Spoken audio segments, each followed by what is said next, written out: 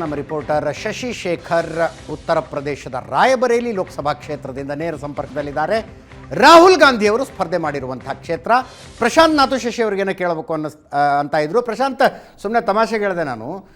Bengaluru ನಾರ್ತ್ನಲ್ಲಿ S T Somashekar ಅವರ ಕಾರಣಕ್ಕಾಗಿ B J P ಕ್ಯಾಂಡಿಡೇಟ್ಗಾದ ಸಮಸ್ಯೆ, ಅಥವಾ ಉತ್ತರ ಕನ್ನಡ ಲೋಕಸಭಾ ಕ್ಷೇತ್ರದಲ್ಲಿ ಶಿವರಾಮ್ ಹೆಬ್ಬಾರ್ ಕಾರಣಕ್ಕಾಗಿ ಬಿ ಜೆ ಪಿ ಕ್ಯಾಂಡಿಡೇಟ್ಗಾದ ಸಮಸ್ಯೆ ರಾಯಬರೇಲಿಯಲ್ಲಿ ಬಿ ಜೆ ಪಿ ಕ್ಯಾಂಡಿಡೇಟ್ಗೆ ಆಗ್ತಿದೆ ಅಂತ. ಅದೇ ಈ ರೀತಿ ದೇಶದಾದ್ಯಂತ ಸಾಕಷ್ಟು ದೊಡ್ಡ ಉದಾಹರಣೆಗಳಿವೆ. 10 ವರ್ಷದ ಆಡಳಿತದ ನಂತರ 10 ವರ್ಷದ ಸಂಸದರ ಬಗ್ಗೆ ಇರತಕ್ಕಂಥ ಅಥವಾ ಸಂಸದರಾಗಿ ಕೆಲಸ ನಿರ್ವಹಿಸಿ ನಂತರ ಟಿಕೆಟ್ ಚೇಂಜ್ ಮಾಡಿದಾಗ ಎಲ್ಲರನ್ನ ವಿಶ್ವಾಸಕ್ಕೆ ತೆಗೆದುಕೊಳ್ಳದೆ ಮಾಡಿರ್ತಕ್ಕಂಥ ಸಾಕಷ್ಟು ಉದಾಹರಣೆಗಳಿವೆ. ಹಿಂದೆ ಕಾಂಗ್ರೆಸ್ನಲ್ಲಿರ್ತಾ ಇತ್ತು, ಇತ್ತೀಚೆಗೆ ಅದು BJPಗೆ ವರ್ಗಾವಣೆಗೊಂಡಿದೆ. ನನ್ನ ಪ್ರಶ್ನೆ ಶಶಿಶೇಖರ್ಗೆ ಇರ್ತಕ್ಕಂಥದ್ದು, ಶಶಿ, ಅಮೇಥಿ ಮತ್ತು ರಾಯ್ಬರೇಲಿ ಅಕ್ಕಪಕ್ಕದ ಕ್ಷೇತ್ರಗಳು. ಅಮೇಥಿ 2019ರಲ್ಲಿ ರಾಹುಲ್ ಗಾಂಧಿ ಸೋತರು, ಸ್ಮೃತಿ ಇರಾನಿ ಬಂದು ಗೆದ್ದರು.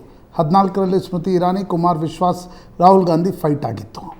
ರಾಯ್ಬರೇಲಿ ಸೋನಿಯಾ ಗಾಂಧಿ ಸತತವಾಗಿ ಗೆಲ್ತಾ ಇರ್ತಕ್ಕಂಥ ಕ್ಷೇತ್ರ. ಎರಡೂ ಕ್ಷೇತ್ರಗಳನ್ನು ನೋಡಿದಾಗ ಸ್ಮೃತಿ ಇರಾನಿ ಬಂದು 5 ವರ್ಷ, ರಾಯ್ಬರೇಲಿ ಅಮೇಥಿಯಲ್ಲಿ ಏನು ಬದಲಾಗಿದೆ, ರಾಯ್ಬರೇಲಿಯಲ್ಲಿ ಸೋನಿಯಾ ಗಾಂಧಿ 10 ವರ್ಷ ಆಡಳಿತದಲ್ಲಿದ್ದಾಗಲೂ ಇದ್ದರು, ವಿರೋಧ ಪಕ್ಷದಲ್ಲಿದ್ದಾಗೂ 10 ವರ್ಷ ಇದ್ದಾರೆ. ಕಂಪೇರಿಟಿವ್ಲಿ ಏನು ಬದಲಾವಣೆಗಳು ಅಥವಾ ಏನು ಸ್ಥಿತಿಗತಿ ಅಮೇಥಿ ಮತ್ತು ರಾಯ್ಬರೇಲಿಯಲ್ಲಿ ಕಾಣ್ತಾ ಇದೆ? ಯಾಕಂದರೆ ನಾನು ಹೋಗಿದ್ದೀನಿ, ಅಜಿತು ಹೋಗಿದ್ದಾರೆ, ನೀವು ಹೋಗಿದ್ದೀರಿ, ಅನೇಕ ಬಾರಿ ಹೋದಾಗಲೂ ಕೂಡ ಈ ಬದಲಾಗೋದೇ ಇಲ್ವಾ ಅಮೇಥಿ ರಾಯ್ಬರೇಲಿ ಅನ್ನುವ ಮಟ್ಟಕ್ಕೆ ಅವರ ಒಂದು ಚರ್ರೆ ಇರ್ತಾ ಇತ್ತು. ಈ ಬಾರಿಯ ಸ್ಥಿತಿಗತಿ ಓಡಾಡ್ತಿದ್ರೆ ಅಂತ. ಪ್ರಶಾಂತ್, ಅಮೇಥಿಯ ವಿಷಯಕ್ಕೆ ಬಂದರೆ ಸ್ಮೃತಿ ಇರಾನಿ ಸಂಸದರಾದ ನಂತರ ಮತ್ತು ಕೇಂದ್ರದ ಸಚಿವೆಯಾದ ನಂತರ ಒಂದಷ್ಟು ಬದಲಾವಣೆಗಳಾಗಿದ್ದಾವೆ, ಒಂದಷ್ಟು ಅಭಿವೃದ್ಧಿ ಕೆಲಸಗಳಾಗಿದ್ದಾವೆ. ಆದರೆ ರಾಯ್ಬರೇಲಿ ಹೇಗಿತ್ತೋ ಹಾಗೇ ಇದೆ. ನಾನು 2019ರ ಚುನಾವಣೆಗೆ ಬಂದಿದ್ದೆ ಪ್ರಶಾಂತ್. ರಾಯ್ಬರೇಲಿ ಆಗ ಹೇಗಿತ್ತೋ ಈಗಲೂ ಹಾಗೇ ಇದೆ, ಒಂದೇ ಒಂದು ಹೆಜ್ಜೆ ಕೂಡ ಮುಂದೆ ಹೋಗಿಲ್ಲ. ಅದಕ್ಕೊಂದು ಸಣ್ಣ ಉದಾಹರಣೆಯನ್ನು ಕೊಡ್ತೀನಿ. ರಾಯ್ಬರೇಲಿಯ ಬಸ್ ಸ್ಟ್ಯಾಂಡ್ಗೆ ನಾವು 2019ರಲ್ಲಿ ಹೋಗಿದ್ದೆ. ಆಗ ಹೇಗಿತ್ತೋ, ಒಂದು ಸಿಮೆಂಟು ಇಲ್ಲ, ಒಂದು ಟಾರು ಇಲ್ಲ, ಮಣ್ಣು ಗುಂಡಿಗಳಿಂದ ಕೂಡಿದಂತಹ ಬಸ್ ಸ್ಟ್ಯಾಂಡ್, ಅದು ಕೊಳಚೆಯಂತಹ ಪ್ರದೇಶ 2019ರಲ್ಲಿ. ನಾನು ಇವತ್ತು ಬೆಳಗ್ಗೆ ಅದೇ ಬಸ್ ಸ್ಟ್ಯಾಂಡ್ಗೆ ಮತ್ತೆ ಹೋಗಿದ್ದೆ, ಮತ್ತು ಅದೇ ಹೇಗಿತ್ತೋ 2019ರಲ್ಲಿ ಹಾಗೇ ಇದೆ. ಅಂದರೆ ಅಮೇಥಿ ಒಂದು ಸ್ವಲ್ಪ ಮಟ್ಟಿಗೆ ಒಂದು ಸ್ವಲ್ಪ ಕೆಲಸ ಆಗ್ತಾಯಿದ್ರು ಕೂಡ, ಅಭಿವೃದ್ಧಿ ಕೆಲಸಗಳು ಆಗಿದ್ದರೆ ಅಮೇಥಿಯಲ್ಲಿ. ರಾಯ್ಬರೇಲಿಯಲ್ಲಂತೂ ಏನೇನೂ ಆಗಿಲ್ಲ. 2019ರಲ್ಲಿ ಸೋನಿಯಾ ಗಾಂಧಿ ಗೆದ್ದರು, ಆನಂತರ ಅವರ ಆರೋಗ್ಯದ ಸಮಸ್ಯೆಯ ಕಾರಣದಿಂದಾಗಿ ಒಂದು ಬಾರಿ ಕೂಡ ಬಂದಿಲ್ಲ. ನಾಮಿನೇಷನ್ ಆದ ನಂತರ ರಾಹುಲ್ ಗಾಂಧಿ, ಪ್ರಿಯಾಂಕಾ ಗಾಂಧಿ ಇಲ್ಲಿ ಓಡಾಡ್ತಾ ಇದ್ದಾರೆ.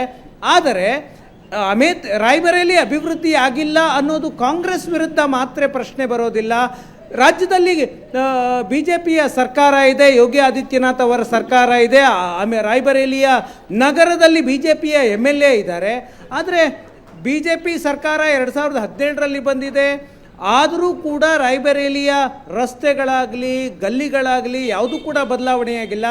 ರಾಯ್ಬರೇಲಿಯಲ್ಲಿ ಆಗಿರುವಂತಹ ಒಂದು ಬದಲಾವಣೆ ಅಂದರೆ ರಾಯ್ಬರೇಲಿಯನ್ನು ಸಂಪರ್ಕ ಮಾಡುವಂತಹ ರಸ್ತೆಗಳು ಚೆನ್ನಾಗಿದ್ದಾವೆ, ಟ್ರೈನ್ಗಳ ಸಂಖ್ಯೆ ಹೆಚ್ಚಾಗಿದೆ ಅನ್ನೋದನ್ನು ಬಿಟ್ಟರೆ ಬೇರೆ ಬದಲಾವಣೆಗಳಾಗಿಲ್ಲ. 2013ರಲ್ಲಿ ರಾಯ್ಬರೇಲಿಗೆ all India institute of medical science ಮಂಜೂರು ಮಾಡಲಾಗಿತ್ತು.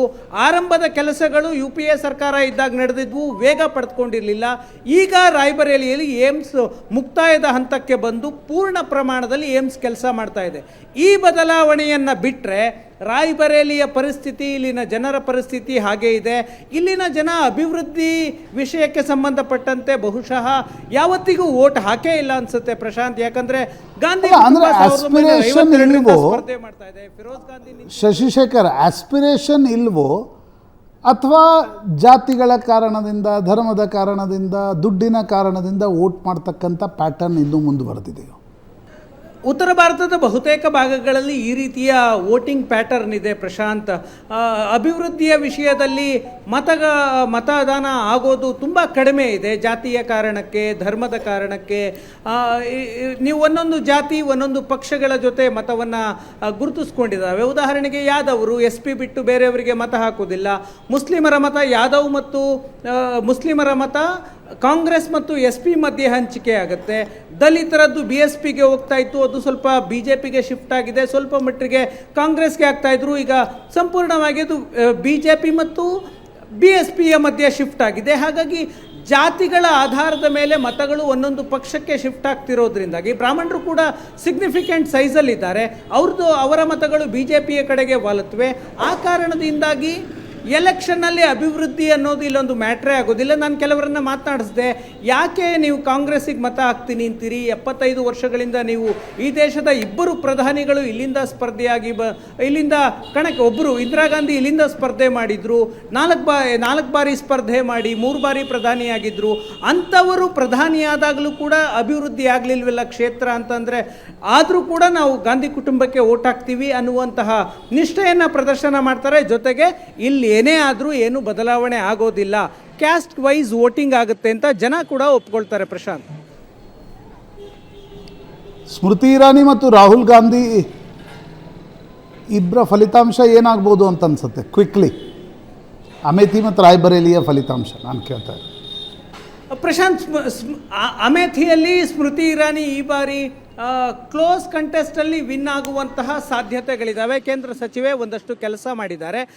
ರಾಹುಲ್ ಗಾಂಧಿಯದ್ದು ದಿನೇಶ್ ಪ್ರತಾಪ್ ಸಿಂಗ್ಗೆ BJPಯ ಸ್ಥಳೀಯ ಮಟ್ಟದಲ್ಲಿ ವಿರೋಧ ಇದೆ. ಕಡೆ ಕ್ಷಣದವರೆಗೂ ಕೂಡ ದಿನೇಶ್ ಪ್ರತಾಪ್ ಸಿಂಗಿಗೆ ಟಿಕೆಟನ್ನು BJP ಕೊಟ್ಟಿರಲಿಲ್ಲ. ಇನ್ನೇನು ನಾಳೆ ನಾಮಪತ್ರಕ್ಕೆ ಕೊನೆ ದಿನ ಅನ್ನುವಂತಹ ಸಂದರ್ಭದಲ್ಲಿ ದಿನೇಶ್ ಪ್ರತಾಪ್ ಸಿಂಗಿಗೆ ಟಿಕೆಟನ್ನು ಕೊಡಲಾಯಿತು. ಟಿಕೆಟ್ ಕೊಟ್ಟಿದ್ದಕ್ಕೆ BJPಯಲ್ಲಿ ಅಸಮಾಧಾನ ಇದೆ.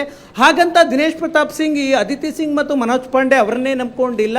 ಅವರು ತನ್ನದೇ ಆದ ಶಕ್ತಿಯನ್ನು, ಬೆಂಬಲವನ್ನು ಇಟ್ಕೊಂಡಿದ್ದಾರೆ. ಜೊತೆಗೆ ಸಂಪನ್ಮೂಲದಲ್ಲೂ ಕೂಡ ಚೆನ್ನಾಗಿದ್ದಾರೆ. ಆ ಕಾರಣದಿಂದಾಗಿ ಅವರು ಕೂಡ ಹೋರಾಟವನ್ನು ರಾಯ್ಬರೇಲಿಯಲ್ಲಿ ತೋರಿಸಬಹುದು.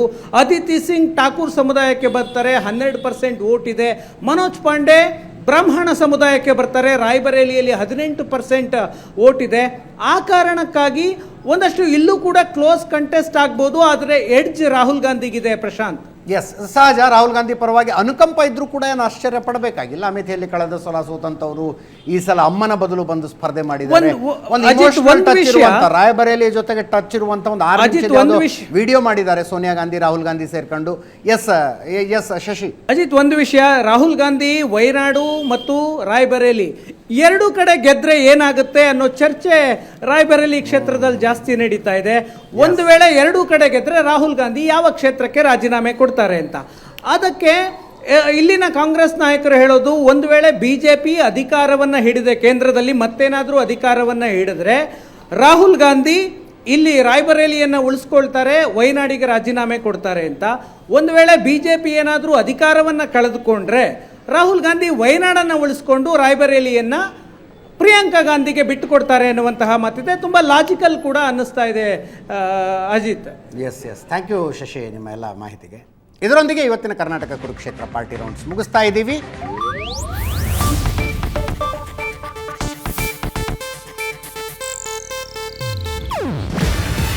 ಇದು ಏಷ್ಯಾನೆಟ್ ನ್ಯೂಸ್ ನೆಟ್ವರ್ಕ್ ಪ್ರಸ್ತುತಿ. ನೀವು ನೋಡ್ತಿದ್ದೀರಾ ಏಷ್ಯಾನೆಟ್ ಸುವರ್ಣ ನ್ಯೂಸ್.